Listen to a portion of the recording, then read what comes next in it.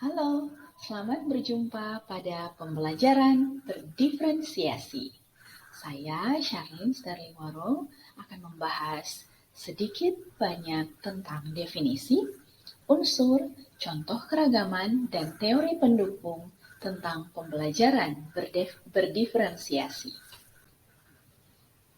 Mari kita lihat satu persatu. Pertama, definisi.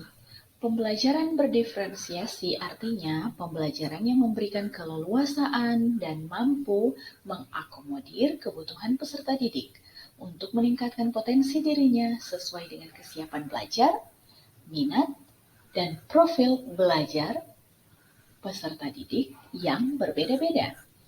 Pembelajaran berdiferensiasi adalah serangkaian keputusan yang masuk akal untuk dibuat dengan berorientasikan kepada kebutuhan peserta didik. Nah, keputusan-keputusan yang dibuat tersebut adalah hal yang terkait dengan menciptakan lingkungan belajar yang mengundang, kurikulum yang memiliki tujuan pembelajaran yang didefinisikan dengan jelas, penilaian berkelanjutan, dan bagaimana guru menanggapi atau merespon kebutuhan belajar peserta didiknya. Satu hal yang terkait di dalamnya ialah manajemen kelas yang efektif. Pembelajaran berdiferensiasi artinya mengenal peserta didik dan memanage kelasnya dengan efektif. Selanjutnya, unsur apa yang bisa kita temukan dalam pembelajaran berdiferensiasi? Ada 4 ciri utama. Yang pertama ialah pembelajaran yang berfokus pada konsep dan prinsip pokok yang harus berfokus pada kompetensi dasar pembelajaran. Yang kedua, evaluasi persiapan dan perkembangan belajar peserta didik diakomodasi ke dalam kurikulum. Di sini perlu adanya pemetaan kebutuhan belajar peserta didik, kemudian nantinya dimasukkan dalam strategi pembelajaran. Selanjutnya, yang ketiga ialah pengelompokan. Pengelompokan peserta didik dilakukan secara fleksibel, misalnya bisa secara mandiri, berkelompok berdasarkan tingkat kecerdasan, atau berkelompok berdasarkan modalitas belajar, dan lain-lain. Yang keempat, siswa secara aktif bereksplorasi di bawah bimbingan dan arahan guru. Pembelajaran berdiferensiasi ini berpusat kepada siswa. Dengan demikian, tugas guru di dalamnya adalah sebagai pembimbing, penuntun, pemberi arahan. Mari kita lihat contoh keragaman. Ada banyak contoh keragaman yang merupakan faktor yang dapat mempengaruhi pembelajaran seseorang. Berikut ini adalah beberapa hal yang harus diperhatikan menurut Suprayogi et al. 2022. Yang pertama, bahasa. Kemudian, ketertarikan atau minat. Apa yang peserta didik pelajari di rumah. Kemudian, gaya belajar.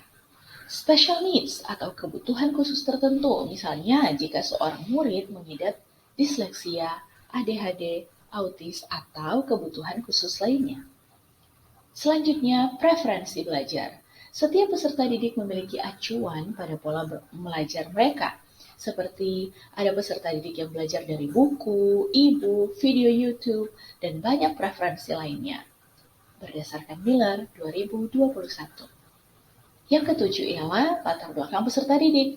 Contohnya tentang relasi, hubungan dengan orang tua, dan tempat tinggalnya. Selanjutnya, tingkat konsentrasi. Ada siswa yang tidak bisa berkonsentrasi dalam pembelajaran lebih dari 15 menit. Guru harus dengan cekatan memahami hal ini.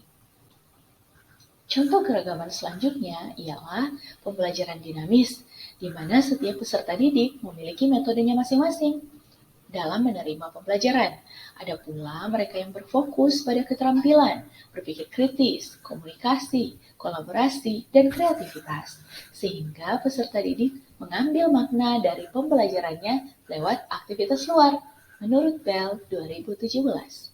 Selanjutnya ialah prior knowledge, artinya pengetahuan sebelumnya yang setiap peserta didik miliki, yakni bisa saja mereka sudah mengetahui informasi terbaru mengenai materi pelajaran yang akan kita sampaikan. Baiklah, selanjutnya ialah culture, budaya. Latar belakang budaya yang berbeda bisa juga mempengaruhi peserta didik dalam pembelajaran. Kemudian, prior experience atau pengalaman yang dimiliki peserta didik sebelum mengikuti proses pembelajaran. Karakter. Tentunya karakter tiap peserta didik berbeda-beda. Ada siswa yang bisa belajar dengan metode yang keras, dengan banyaknya tekanan, dengan banyaknya tugas, siswa tersebut akan mampu berpacu. Namun, di sisi lain, ada juga siswa yang harus step by step dalam pembelajaran. Guru harus pintar-pintar mengetahui perbedaan ini dan melakukan pembelajaran berdiferensiasi. Artinya, guru harus mampu memfasilitasi kedua jenis pembelajaran ini atau kedua jenis karakter yang berbeda ini. Selanjutnya, waktu dalam pengerjaan tugas. Setiap peserta didik memiliki kesempatan, waktu yang berbeda-beda dalam mengerjakan dan menyelesaikan tugas. Kecepatan siswa dalam memahami satu metode atau pelajaran tertentu berbeda-beda. Guru harus memahaminya. Status ekonomi juga menunjang dalam keragaman pembelajaran berdiferensiasi ini. Dan terakhir adalah liking school, yaitu di mana peserta didik menyukai aktivitas bersekolah.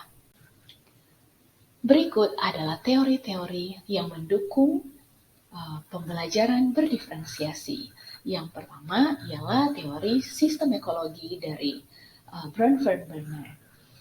Teori ini mengedepankan bahwa lingkungan peserta didik dari mana dia berasal akan membentuk karakternya dan guru perlu mengetahui dari mana siswa ini berasal, lingkungan keluarganya seperti apa, mulai dari mikrosistem, mesosistem, ekosistem, dan selanjutnya.